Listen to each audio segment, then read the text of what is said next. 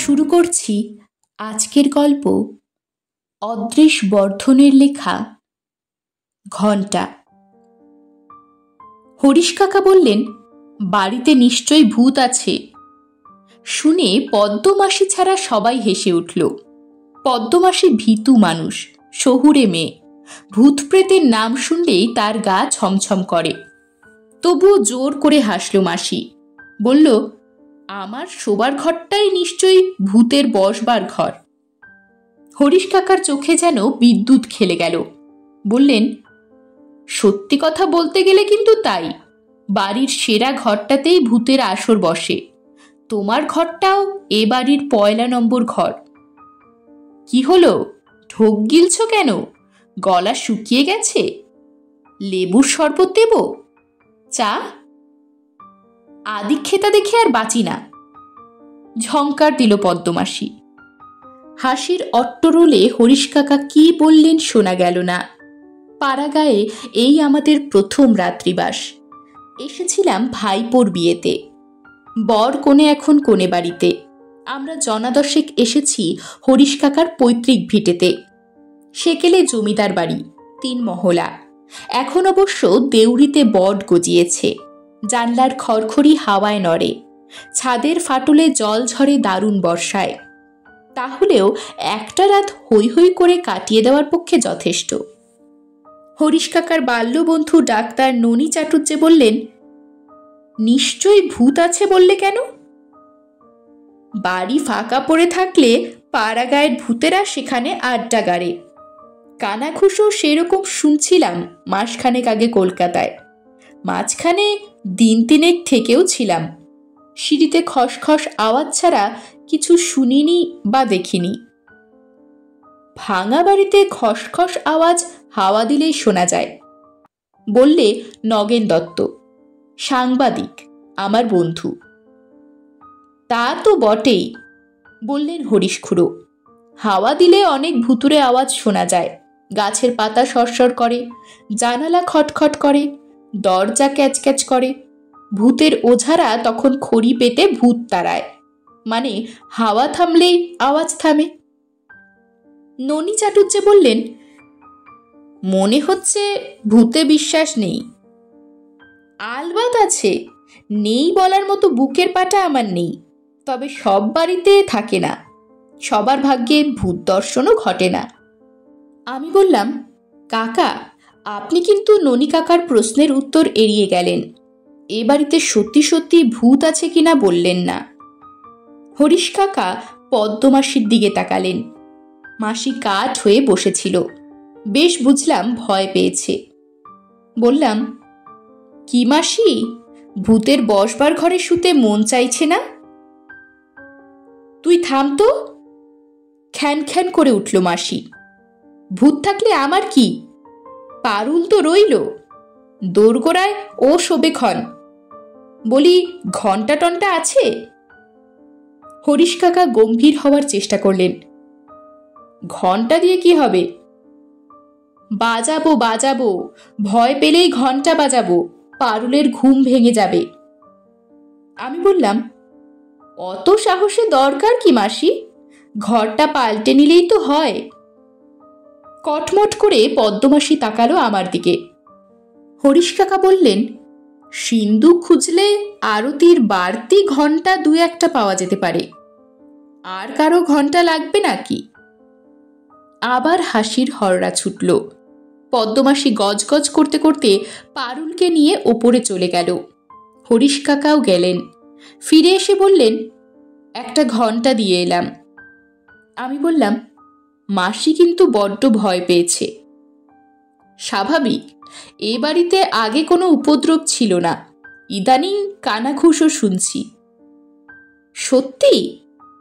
দোতলার যে ঘরে তোর মাসি শুয়েছে ও ঘরটা আগে নাচঘর ছিল। এখন পালঙ্ক পাতা হয়েছে, যাতে অতিথি এসে রাত কাটাতে পারে। মুশকিল হচ্ছে ওই পালঙ্ক নিয়েই। কিরকম? পালঙ্কটার পূর্ব ইতিহাস আমি জানি না। একতলার গুদমে পড়েছিল। আমি দেখলাম দামি কাঠ, পালিশ করলেই খোলতাই হবে, তাই করলাম। পালঙ্কের চেহারা ফিরে গেল। রাখলাম নাচঘরে।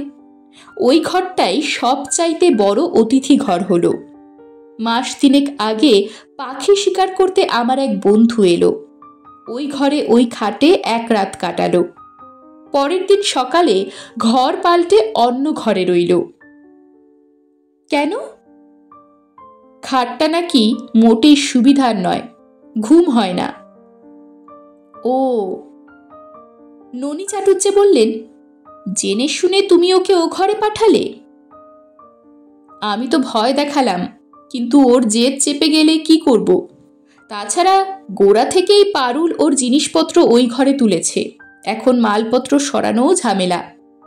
আমি গোড়ায় জানলে ও ঘর ওকে দিতামই না। এখন উপায়? না, ভয়ের কিছু নেই। তোমরা আবার 2 পাতায় ইংরেজি পড়ে নাস্তিক হয়েছ তো, তাই এতক্ষণ বলিনি। এবার বলি, মাসখানেক আগে আমি এসেছিলাম ওঝা নিয়ে, বাড়ি ঝাড়ফুঁক করে গেছি, কাজেই কোনো ভয় নেই। এরপর আর আসর জমল না। হাই তুলতে তুলতে চোয়াল ব্যথা হয়ে যাচ্ছিল, কাজেই যে যার ঘরে গিয়ে নিদ্রার আয়োজন করলাম।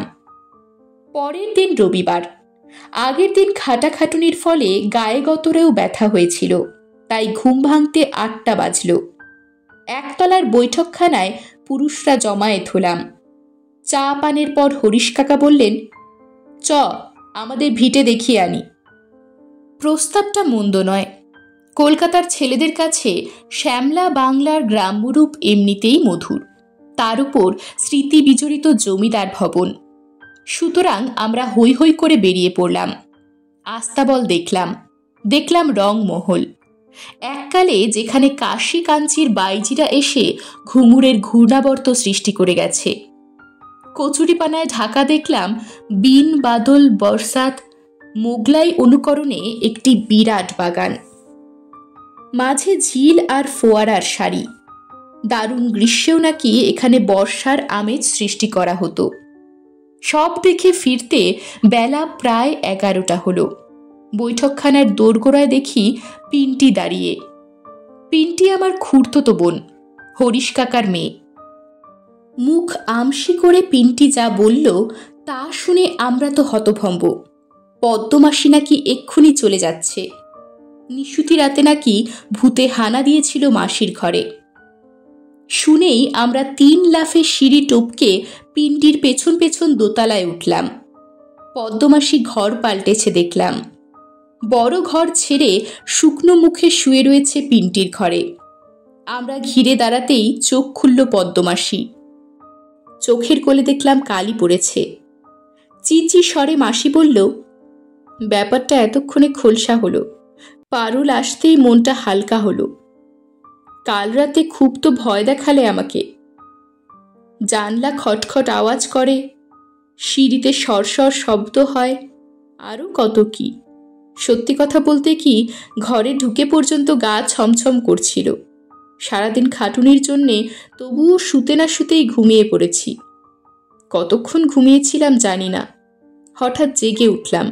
দেখলাম জানলা দিয়ে চাঁদের আলো মেঝেতে এসে পড়েছে, আর আলোর মধ্যে দাঁড়িয়ে রয়েছে একটা সাদা মূর্তি, থান কাপড় জড়ানো সাদা মূর্তি। না না, আমি ভুল দেখিনি। আমার দিকে চেয়েছিল মেয়েটা। থান কাপড়ের মতোই সাদা তার মুখ, যেন হাড় ছাড়া কিছু নেই সেখানে। চোখের জায়গায় 2টো ছেদা, ঝকঝকে দাঁতের শাড়ি, অবিকল মরার মাথার খুলির মতো দেখতে, কিন্তু মুখটা খুব বিষণ্ণ, কি যেন বলতে চাইছে। ওই পর্যন্ত দেখেই আমার হাত পা ঠান্ডা হয়ে গেল। চোখের সামনে সব অন্ধকার হয়ে গেল। বেশ বুঝলাম আমি অজ্ঞান হয়ে যাচ্ছি। গলা দিয়ে একটা শব্দও বেরোলো না। আমি জ্ঞান হারালাম। তারপর চোখ খুলে দেখি ভোর হয়ে গেছে। বিষম ভয় পেয়েছিলাম।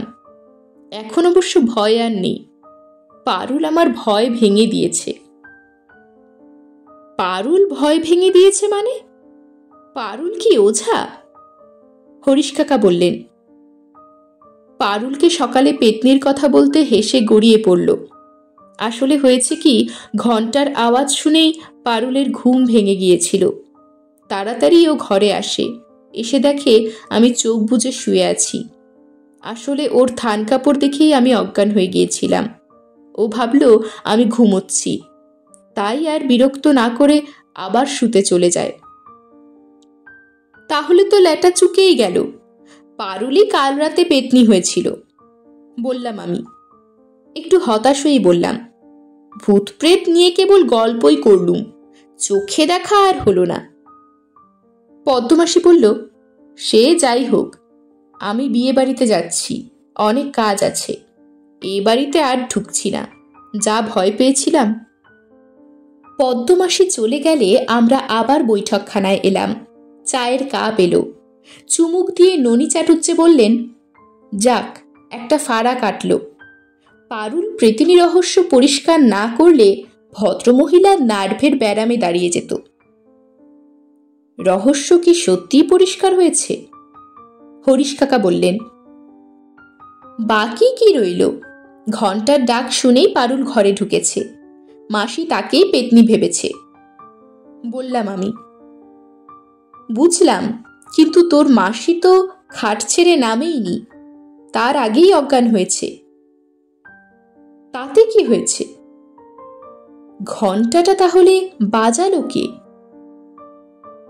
এরকমই আরো সব গল্প পেতে চ্যানেলটিকে সাবস্ক্রাইব করে দেবেন। আর গল্পটি যদি ভালো লেগে থাকে তাহলে লাইক, শেয়ার আর কমেন্ট করে দেবেন।